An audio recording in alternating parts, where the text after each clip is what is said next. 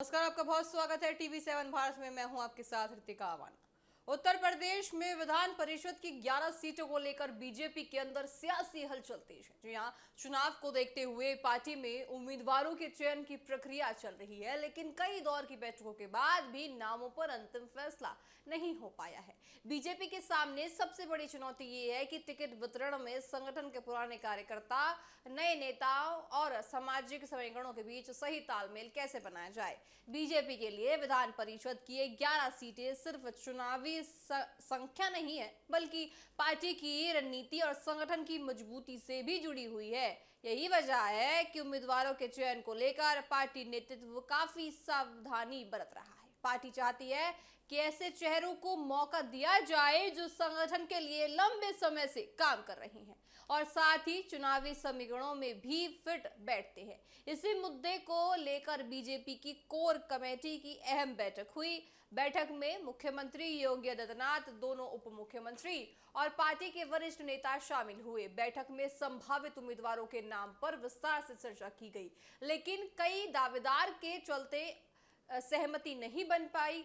सूत्रों के मुताबिक बीजेपी के अंदर सबसे बड़ा सवाल पुराने कार्यकर्ताओं और दूसरे दलों से आए नेताओं के बीच संतुलन बनाने का है।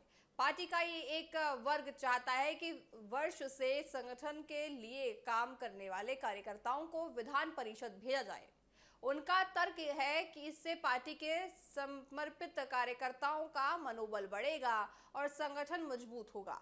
वहीं दूसरी पक्ष उन नेताओं को भी मौका देने के पक्ष में है जो दूसरे दलों से बीजेपी में शामिल हुए हैं और जिनका अपने क्षेत्रों में राजनीतिक प्रभाव है। ऐसे नेताओं को शामिल करने से पार्टी को क्षेत्रीय स्तर पर फायदा मिलने की उम्मीद जताई गई है। इसी खींचतान के कारण उम्मीदवारों के नाम तय करने में दूरी हो गई है, यानी कि देरी भी सामने आई है। बीजेपी इस बार टिकट चयन में जातीय और क्षेत्रीय समीकरणों को भी ध्यान में रख रही है। उत्तर प्रदेश की राजनीति में सामाजिक समीकरणों की अहम भूमिका होती है, इसलिए पार्टी हर वर्ग और क्षेत्र को प्रतिनिधिमंडल देने की कोशिश कर रही है। आपको बताएं कि इसके अलावा पार्टी के सामने एक और चुनौती पूरी तरह से आ गई है, एमएलसी को लेकर है। देखिए, चर्चा ये है कि कुछ निर्दलीय विधान परिषद सदस्य बीजेपी का दामन थाम सकते हैं। जी हाँ, अगर ऐसा होता है तो एमएलसी चुनाव की पूरी रणनीति में बदलाव हो सकता है। ऐसे नेताओं के शामिल होने से टिकट की दौड़ और ज्यादा दिलचस्प हो जाएगी। राजनीतिक जानकारों का देखिए ये मानना है कि बीजेपी किसी भी जल्दबाजी में फैसला नहीं लेना चाहती। पार्टी नेतृत्व चाहता है कि उम्मीदवारों का चयन ऐसा हो जिससे संगठन को मजबूती मिले और आने वाले राजनीतिक समीकरणों को भी साधा जा सके। विधान परिषद चुनाव भले ही विधानसभा चुनाव की तरह सीधे जनता के वोट से नहीं होता हो, लेकिन उत्तर प्रदेश की राजनीति में इनकी अहम भूमिका होती है।